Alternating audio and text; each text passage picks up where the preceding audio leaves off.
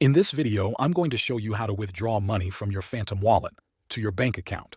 First, open up the Phantom Wallet app. On the home screen, tap the Send button. Now you'll see all the tokens you currently have in your wallet. Let's say you want to withdraw Bitcoin, so just choose Bitcoin from the list. At the top, you'll see a field that says To, and it says username or address. This is where you need to enter your Binance Bitcoin deposit address. So now let's switch over to Binance and I'll show you how to find that.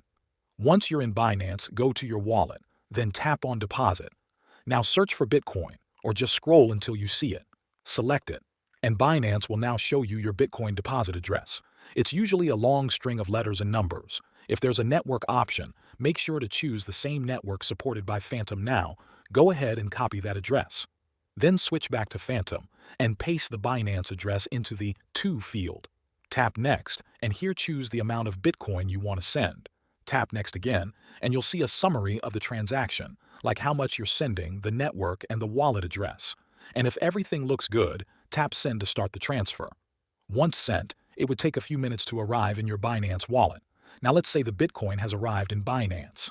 The next step is to sell it for cash, like US dollars or whatever the currency your account uses. In Binance, go to Trade, then select Sell. Choose Bitcoin as the crypto you want to sell. Enter the amount, or just select Sell All if you want to sell everything. Then review the order and confirm it. After that, your Bitcoin would be converted into USD or whatever your base currency is. Now, to get that money into your bank account, you can go back to your Binance wallet and withdraw the amount anytime. Just add your bank details and the amount will be sent to your bank account. That's the full process. Thanks for watching.